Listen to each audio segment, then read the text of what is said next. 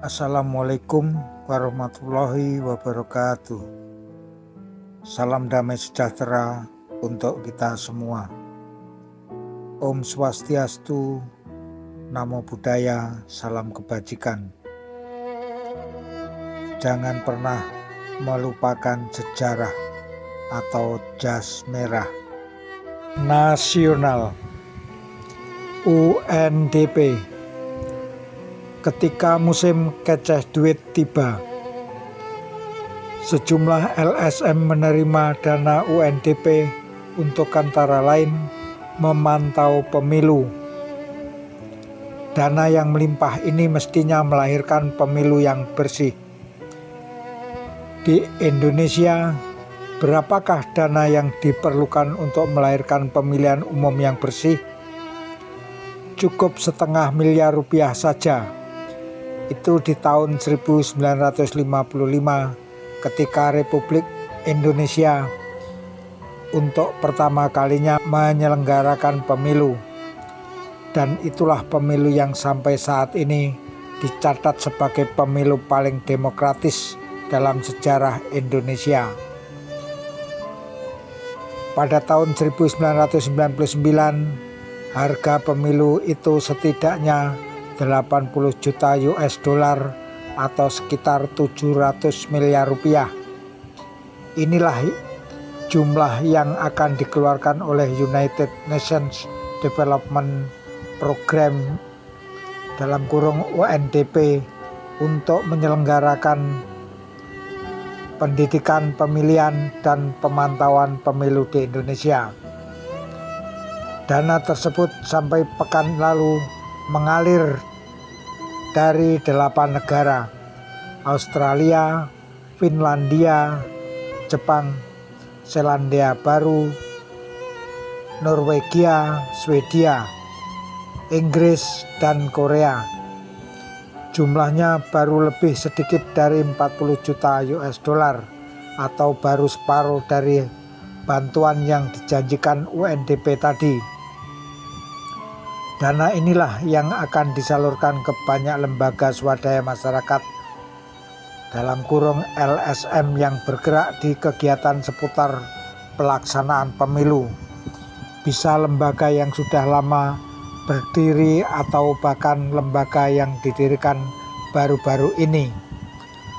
Lembaga di bawah PBB itu memang tidak hanya membantu dengan menghibahkan sejumlah dana ke lembaga nirlaba. UNDP juga memberikan bantuan dalam jumlah yang kurang lebih sama tapi berupa pinjaman kepada pemerintah Indonesia, termasuk mengongkosi tim 11 untuk memverifikasi partai politik yang ikut pemilu. Sampai pertengahan April sudah 21 LSM yang disetujui proposalnya untuk menerima dana kegiatan seputar pemilu ini. Di antaranya Solidaritas Perempuan, Muslimat NU, Ikatan Jurnalis Televisi Indonesia (IJTI), dan Persatuan Wartawan Indonesia (PWI) Reformasi, di samping University Network for Peace Reflection (ANFREL) dan Komite Independen Pemantau Pemilu (KIPP).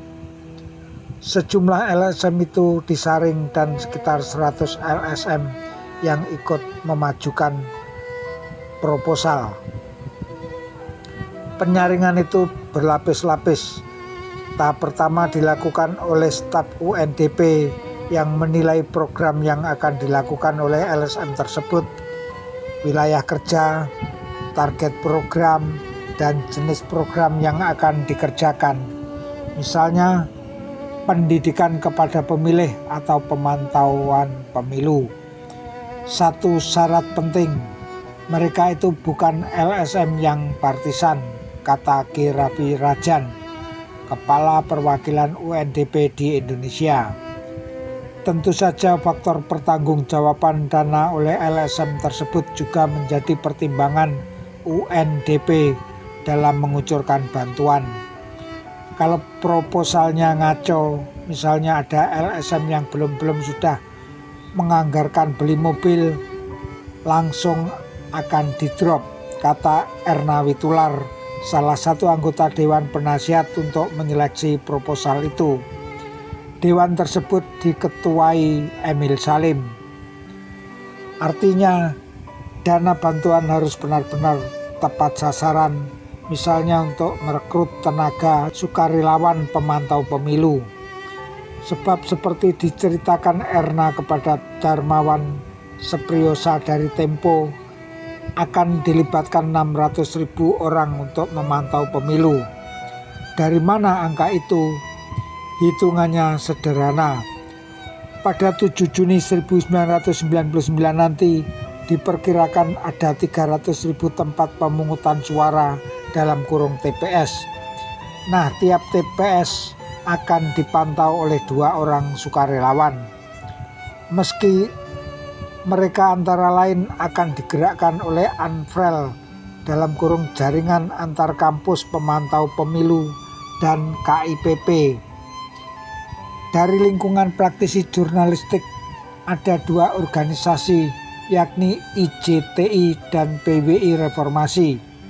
Sedangkan dari organisasi berlatar keagamaan tercatat Muslimat Nahdlatul Ulama, Organisasi Wanita Nahdlatul Ulama, dan Himpunan Mahasiswa Islam dalam kurung HMI.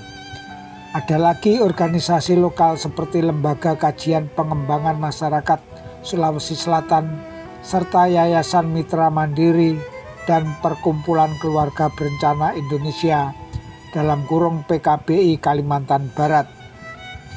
Lain LSM, lain bidang garapannya. Ikatan Jurnalis Televisi Indonesia misalnya yang mendapat dana 3,4 miliar rupiah memilih melakukan pendidikan pemilih dalam kurung voter education lewat paket-paket talk show di stasiun televisi serta pelatihan jurnalistik. Jadi pekerja pers bisa terlihat langsung, kata Haris Jauhari, Ketua IJTI. Sedangkan PWI Reformasi sebagaimana yang dikatakan oleh pengurusnya Budiman S. Hartoyo akan mengerahkan 240 wartawan dan sukarelawan untuk memantau pelaksanaan pemilu di 24 provinsi. Organisasi tandingan PWI ini menerima 1,5 miliar rupiah. Sedangkan Muslimat NU yang akan mendapat dana sebesar 4,7 miliar dalam kurung dari anggaran 24 miliar rupiah yang diajukan ke bagian tugas mencetak dan menyebarkan poster tentang pemilu. Sasaran Muslimat NU adalah 26.000 anggota kelompok pengajian wanita di seluruh Indonesia. Wanita harus ditingkatkan kesadaran politiknya, kata Aisyah Hamid Badawi, Ketua Muslimat NU. Sementara itu, Sekretaris Jenderal KIPP Mulyana W. Kusumah mengatakan bahwa dana yang mereka terima sebanyak 5,1 miliar rupiah akan digunakan untuk menggerakkan 60.000 sukarelawan. Wahana Lingkungan Hidup Indonesia dalam kurung WALHI yang memiliki jaringan kerja yang kuat di daerah-daerah juga sudah siap meneropong pemilu. Urusan dana rasanya tak menjadi masalah, malah ada yang menyindir bahwa inilah masa keceh duit dalam kurung basah uang untuk LSM. Mereka ngotot supaya duitnya cepat dicairkan, padahal proposalnya banyak yang bolong, kata seorang anggota tim penyeleksi. Tapi sudahlah, semua lubang kecurangan pemilu ditambal dengan begitu banyak dana dan ribuan orang ini. Jika mutu pemilu tak juga meningkat nanti, lalu bagaimana mempertanggungjawabkan masa-masa basah itu? Rustam F. Mandayun, Agus Rianto, Setiardi, Purwani D. Prabandari.